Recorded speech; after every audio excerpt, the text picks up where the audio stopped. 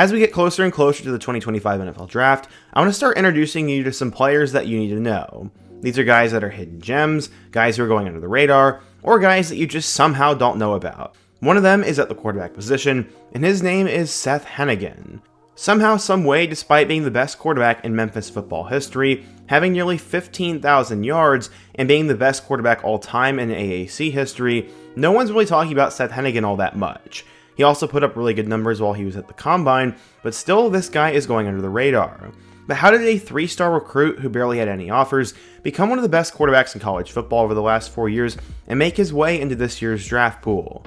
Today we're going to talk about all that. We're going to go through the insane rise of Seth Henigan, talk about how he shattered records at Memphis, and what he brings to the table this year in the NFL Draft. Many think he's a day 2 or day 3 pick, and is not talked about amongst all the other big-time names. But before we get started, if you're a big fan of college football, be sure to subscribe to the channel, leave a like if you want to support today's video, and let me know what player, team, topic, or situation I can cover next. Now let's get started and talk about the rise of Seth Henigan. Okay, so before we get started, be sure to check out all my other NFL Draft videos, as I've done videos on guys like Mike Green, Luther Burden, Matthew Golden, and most recently Tedero McMillan. Check those out. Also drop who I should do next. Okay, so in order to understand how Henigan got to this point, we first need to go back in time. Seth came from a family of football players, so in the beginning he thought about his grandfather Mike Henigan, who actually played football for Northern Illinois and won a conference title in 1946 with the Huskies. His dad was also a player at Pacific and a famous Texas high school football coach. He ended up getting comparisons to be the coach's son, and that comes with a certain expectation. But he said he never felt pressured from his family, and he could be exactly who he wanted to be. If he wanted to stop playing football, that would have been totally okay with them. His dad claims he saw his son's potential when he was 4, as he was playing t-ball alongside his 6-year-old brother. I don't know the details, but that's when he said he saw he was a big-time athlete. Seth was a guy who was always trying new things and trying to figure things out like quarterbacks should, as apparently he saved up money and infamously bought a unicycle in 6th grade and learned how to ride it. He also succeeded. He eventually arrived at Denton Ryan High School where his dad coached and earned the starting job after his older brother Ian got sidelined during the season with an injury. Ian and Seth were best friends growing up, and his brother played wide receiver until his freshman year of high school when the freshman team's quarterback got hurt and he was asked to step into the role. This high school produced a lot of big-time quarterbacks and had recently just sent Spencer Sanders off to Oklahoma State after he became a 4-star recruit and one of the best players in the state, and then he also had that one weird year with Ole Miss. As a sophomore, he told his dad that he really wanted to play college football at the highest level, and Dave's response was that, quote, he needed to live in the weight room. So that offseason, Seth ended up putting on 25 pounds. In his first full year as the starting quarterback, he ended up completing 68% of his passes, threw for 3,000 yards, and also had 37 touchdowns. He led Ryan to a 15-1 record and was named the District 4-5A Division I Offensive MVP. He said he still remembers having those conversations with his dad about wanting to go D1, and that he told him that was his goal, and at first he thought he was well on his way. His team was stacked with 4- and 5-star recruits, so he thought as long as he just showed up on game day and won games, everything would happen naturally for him. But that reality would come crashing down his junior season as they would lose the state championship game. After that, a flip would switch, and every workout and every film session and every game was about giving it his all and having no regrets. Recruiting, though, was still tough, as there were plenty of college coaches who looked at the slew of talented players on the team and thought Seth was just a cog in the machine. His dad tried to convince college coaches that Seth had a photogenic football memory, but they just didn't believe him, I guess. It was complicated, but then recruiting became simple. Kevin Johns, the then offensive coordinator at Memphis, and head coach Ryan Silverfield pitched Seth Henigan on exactly what he and his dad were looking for in both an offense and a college environment. There was interest from other schools, as a couple of other teams like North Texas ended up coming in late, but Seth Henigan had decided he wanted to go to Memphis. He went under the radar, though, as he was only a 3-star recruit. He said, quote, I always knew I was better than what people thought my talent level was. I thought I was better than that. He always says he didn't choose Memphis, but Memphis chose him. They were the D1 school that always showed the most interest, even before he committed, and he liked to thank Coach Silverfield for having great interest in him. He ended up choosing the Tigers over the likes of Arizona, San Diego State, Houston, Harvard, Nevada, and North Texas. When he signed with Memphis that December, he became the 6th quarterback that David coached to go D1, but that team had incredible playmakers. Guys such as Oklahoma's Billy Bowman, Texas's Jatavion Sanders, and then both Barry Alexander and Anthony Hill were also on the team, so the spotlight was not on Seth. Henigan noted that playing for his father was a great experience, and their final game together was a 59-14 win in the 5A state title game. That would cap a 15-0 season and a tremendous career. Seth Henigan went 44-2 in 3 years as a starter, and that included an unbeaten season in 2020 with one of the best teams in Texas high school football history. Henigan said, quote, "I think our high school team might be one of the best ever assembled. There might be a 30 for 30 on it one day." As I said, he led them to an incredible record and had over 7,000 yards and 79 passing touchdowns with only 14 picks. But as I said, recruiting he wasn't really all that big of a deal, as Henigan was listed as a 3-star recruit, number 78 quarterback, and the 1,188th best player in the class of 2021. So, how would Seth end up doing at Memphis? While the first round of March Madness is over and there's been a lot of chalk, there is still a good opportunity to cash in on the games that are remaining. From the first tip-off to the Final Four, MyBookie has you covered in terms of high-stakes matchups, wild finishes, and big-time opportunities. They've packed in promotions, props, and features that make betting on this event not only exciting, but also profitable. For example, we have 4 Sweet 16 matchups on Thursday night, and if you have a hunch that a certain team is going to win, like Cooper Flag and Duke, you should just go ahead and make that pick. If you're an SEC homer like myself, I'd go ahead and pick Alabama, Florida, or even Arkansas. There are plenty of matchups throughout the rest of the Sweet 16 and Elite 8 and throughout the tournament that you can also make your pick on.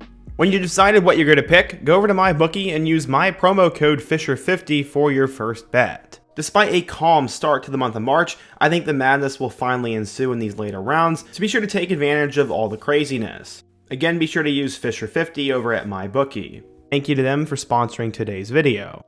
Well, he didn't wait long to begin going to Memphis, as literally the day after the state championship game, he would enroll early and drive nearly 8 hours to Memphis. At first, he was not really supposed to get on the field, as Grant Gunnell ended up being the starter there. He had transferred in from Arizona, but all of a sudden, Henigan was asked to play immediately. Gunnell suffered a season-ending leg injury during preseason practice, and moments before he would take the field for his college debut in 2021, Gunnell said, quote, "Take a deep breath. Sometimes you forget to breathe." In 2021 as a freshman, Henigan would end up throwing for 3,322 yards with 25 touchdowns and 8 interceptions. The Tigers ended up making a bowl game, and he was seen as the future of the program. But going into 2022, Ryan Silverfield said there would be an open quarterback battle, as it would be between Gunnell and Henigan. Luckily, the two were best friends, so they communicated, and eventually Gunnell decided to leave because Henigan was getting all the first team reps, and he just wanted to go and try and start somewhere. The two would actually get an opportunity to face off later in the season, as he would go to North Texas and Memphis would actually play against them. In 2022, as a sophomore, Henigan had a good season. He increased his completion percentage by nearly 5%, throwing for 3,600 yards with 22 touchdowns and 8 picks. Once again, Memphis made a bowl game. 2023, though, would be when Henigan finally really started to blow up. This would now be his 3rd season as a full-time starter, and the team improved in pretty much every area. Henigan would end up throwing for 3,883 yards, this time with 32 touchdowns and 9 interceptions. He also ran for 5 more scores on the ground. They had losses to Tulane, Mizzou, and SMU, which were all really solid teams, and they had wins over USF, Iowa State in the Liberty Bowl, and then Boise in late September.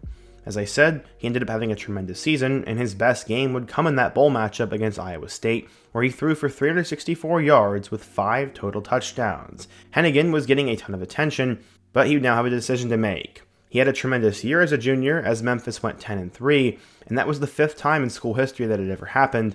But at only 22 years old, he did not even think about bypassing his final college season for the NFL. He said, quote, "I don't think that was a consideration. I just turned 21 and have another year to develop myself. Plus, we have a really good team coming back, and that was obviously a big reason." At this point, he already had over 10,000 yards and over 75 touchdowns, so what more could he really prove? Well, he wanted to win the American Conference title and also wanted to go to the college football playoff. Honestly, Memphis was one of those preseason teams that was given attention for the 2024 playoff, and they got off to a really good start. They ended up winning their first 3 games, which included a big matchup on the road against Florida State. And while that game didn't mean as much by the end of the year, it was still a big deal going into FSU and winning that game on the road. Unfortunately, Henigan would have 2 slip-ups, which would cost his team dearly. Against Navy, they'd end up losing 56-44, and while the midshipmen were really good, this put them behind the 8 ball. Luckily, they'd win 4 straight games against Middle Tennessee, USF, North Texas, and Charlotte before a pivotal matchup on the road against UTSA. In this game, Henigan had his best game of the season, throwing for nearly 500 yards and 4 touchdowns, but they would lose by 1 possession to the Roadrunners, and all of a sudden, they were in deep trouble. From there, they'd win their last 3 games, which included a road victory over number 17 Tulane, but they would end up missing out on the playoff. In Henigan's final game, he'd play a Power 4 team in West Virginia, and he'd lead them to a 42-37 victory with nearly 300 yards and 2 touchdowns. He ended up throwing his 104th career touchdown pass in that game, breaking Clayton Tune from Houston's all-time record, and he grabbed multiple Memphis career records along the way. It included completion percentage, yards, touchdowns, and wins. He ranks 13th in NCAA Division I history with 14,266 passing yards and is tied for 26th with 104 passing touchdowns. Both of those previous records were held by Brady White, who ended up going off to the NFL after being at Memphis. Okay, so turning attention towards his NFL resume, the guy is seen as a standout passer and could have a successful pro career, but nobody's really talking about him. Henigan ran a 40-yard dash in 4.76 seconds, which was 3rd amongst quarterbacks, and he also ended up having a vertical of 31.5 inches, a broad jump of 9 feet 6 inches, and a 3-cone drill time of 7.34 seconds. Those are all really good numbers. In terms of comparisons, many believe he's sort of like Daniel Jones, and while he isn't quite as tall as Daniel is, they have similar skill sets and could be better with time to develop. Henigan is seen as a guy with incredible poise both in and out of the pocket. He's patient, is willing to look at his second and third receivers, and can both throw off platform and make plays downfield. He also has solid touch on deep throws, and definitely has the production of being a 4-year starter.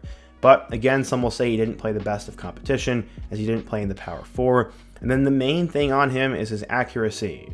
That does seem to be a struggle for scouts to get behind, but overall, he's considered to be a day 2 or day 3 pick still, and is the quarterback that, in my opinion, no one is really talking about. He'll likely get a chance in the NFL no matter what here, but if it doesn't, he already said he knows what he wants to be when he grows up. A high school football coach, just like his dad and his grandfather were.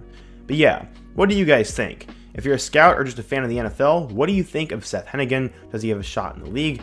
And what other underrated quarterback or draft prospect should I cover in my next video? Please be sure to let me know down below, leave a like if you want to support today's video, subscribe if you're new, and check out all my videos on the end screen. Hope to see you guys again soon, but until next time, peace.